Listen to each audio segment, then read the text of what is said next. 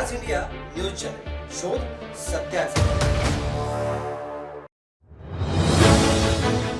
वनमंत्री गणेश नाईक यांच्या वाढदिवसाच्या निमित्ताने अभिष्ट चिंतनपर आयोजित केलेल्या विविधांगी 101 सेवाभावी सामाजिक उपक्रमांच्या पंधरवड्या अंतर्गत कार्यक्रमांचा समारोप आणि मंत्री नाईक यांच्या सुवर्ण वर्षे अविरत कार्याच्या गौरवार्थ वाशी एक्झिबिशन सेंटर सभागृहात वनमंत्री गणेश नाईक यांच्या प्रमुख उपस्थितीत मोठ्या दिमाखात कार्यक्रम संपन्न झाला।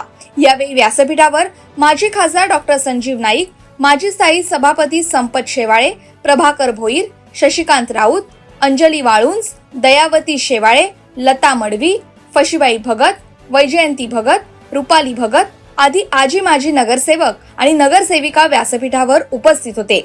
या अनोख्या जनसेवेप्रती सुवर्ण वर्षपूर्तीच्या गौरव समारंभात बोलताना गणेश नाईक यांनी संयमाने पण बेधडक शैलीत चौफेर फटकेबाजी केली आहे। कल्याण ग्रामीण क्षेत्रातील 14 गावे नवी मुंबई महापालिकेत समाविष्ट प्रकरण, मोरबे आणि बारवी धरण पाणी प्रश्न, नवी मुंबई शहरात सिडकोकृत वसाहतीमध्ये उभे राहिलेले गृह प्रकल्प, पुनर्विकासासाठी लहरी पद्धतीने वाटप झालेले चटई क्षेत्र, यामुळे शहर नियोजनाच्या बाबतीत कोलमडत चाललेली व्यवस्था, पालिका प्रशासनानं संपवलेल्या पालिकेच्या मुदत ठेवी आणि आगामी पालिका निवडणुका यावर संताप व्यक्त केलाय।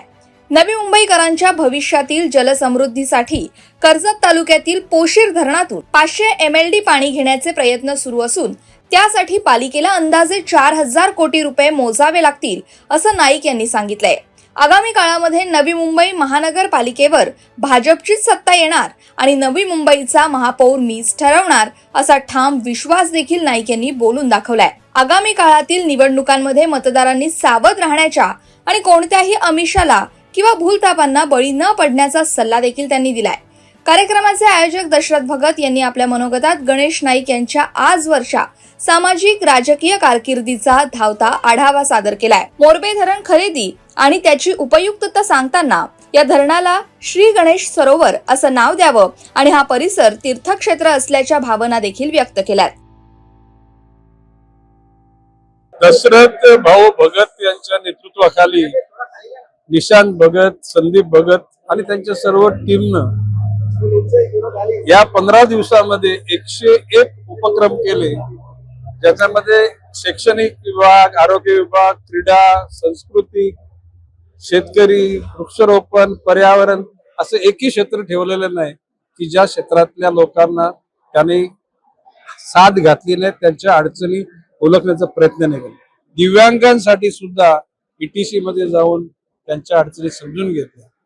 एकूणच मला या गोष्टीची कल्पना नव्हती। इथं आल्यानंतर मला समजलं की अशा प्रकारचा पंधरवडा, सेवा पंधरवडा देशामध्ये माननीय पंतप्रधान नरेंद्रजी मोदी यांच्या करता देशाच्या प्रत्येक गाव खेड्यामध्ये, वाड्या वस्त्यांमध्ये, तालुका, जिल्हा, मोठ्या शहरांमध्ये हे उपक्रम चालू आहेत।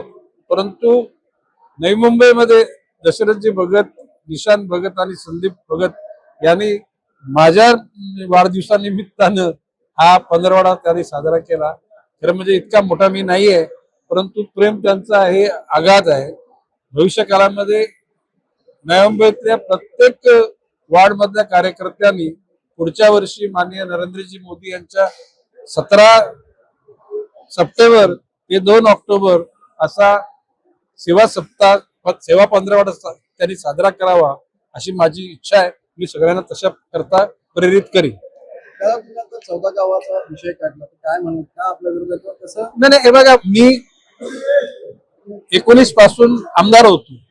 ही 14 गाव ज्याला गावात इथे घेण्याचा प्रयत्न केला, अरे आम्हाला विचारलं पण नाही की बाई अशा प्रकारचे आम्ही गावं घेऊ काय। अरे शेवटी या जिल्ह्यामध्ये आम्ही सुद्धा नेतृत्व केलेलं आहे ना। अशा प्रकारच्या मुद्द्याला काही न गोष्टी विचारताना तो अख्खा 14 गावांचा साधारणपणे 6000 कोटीचा लोड या शहरावर टाकणं, मग आम्ही गणेशने काही आपल्या लोकांनी काय गणेश अमुकाचं या शहरात डोकावणं गणेश नाईकला पचत नाही, पटत नाही।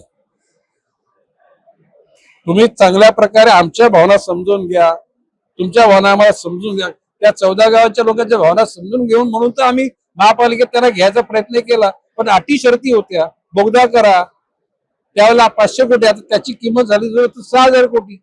आणि अशा प्रकारची त्या ठिकाणी जर का कुणी अशी सीट लादली की तर गणेश नाईक फक्त चांगल्या विचाराच्या माध्यमातून त्या गोष्टीला विरोध करेल. कोणाचे आयमाय काढणं, कोणाचे पुतळे जाळणे, कोणाला दुष्ण देणं अशा प्रकारची आमची इच्छा नाही. दादा, सध्या भाजप आणि शिवसेने ठाणे जिल्ह्यातले संबंध पाहता, ताणलेले संबंध पाहता, पालिकेमध्ये युती होईल नाही होईल? ते बघा, युती व्हावी अशी जर नेतृत्वाची इच्छा असेल तर भाजपच्या कर्तृत्वान कार्यकर्त्यांचा सन्मान झाला तर ही युती व्हावी अशी माझी इच्छा राहील. परंतु कार्यकर्त्याचा सन्मान नाही झाला तर युती होऊ नये यासाठी मीच आग्रह धरेन. आजही ठाम आहात की भाजपचाच महापौर होणार हा विश्वास आहे? भाजपचाच महापौर होणार याच्याविषयी कुठलीही कॉम्प्रोमाइज नाही. आणि ती उद्याला युती झाली तरी सुद्धा भाजपचाच होणार आणि युती नाही झाली तरी भाजपचाच होणार. दादा, नुकत्याच एका कार्यक्रमात उद्योगमंत्री उदय सामंत यांनी सांगितलं की नवी मुंबई ही आमचीच, एकनाथ शिंदेचीच आहे. कोणी अंगावरला तर आम्ही शिंगावर घ्यायला तयार आहे. आता नवी मुंबईतल्या जनतेला किंवा महाराष्ट्र जनतेला नवी मुंबई कोणाची आहे मी सांगायची गरज आहे? उद्याला अमेरिका आमची आहे असं बोललं तर चालणार आहे का? चला. दादा, तुम्ही नेहमी भाषणात नवी मुंबईकरांना जागरूक राहा, सावध राहा असा सल्ला देता. कारण प्रश्न असं की आता निवडणुका लागल्या ना, अष्टविनायक यात्रा, त्याच्यानंतर फार्म हाऊस, सगळे काही अशा पार्ट्या सुरू होतील आणि गोरगरिबांना त्यावेळेला 2000 5000 देतील. परंतु या गरिबांची वाट काही बिचारे भले बाबडे त्याला बळी पडतील. परंतु आजवर नवी मुंबई जनतेने हे कधी स्वीकारले. नवी मुंबईची जनता जागृत आहे आणि नवी जनता आपलं कर्तव्य पूर्ण करेल. अबू आजमी को बोलना चाहिए। अबू आजमी ने कहा है कि हिंदी भाषा को लेकर फिर से विवाद किया हाँ? अबू आजमी ने कहा है कि हिंदी भाषा को लेकर फिर से विवाद है, भिवंडी है, यहाँ मराठी नहीं बोलेंगे। की बात ऐसी कई मुद्दे पे जवाब देने के लिए हमारे प्रवक्ता लोग हैं, वो प्रवक्ता को लोग जवाब देंगे. चलिए.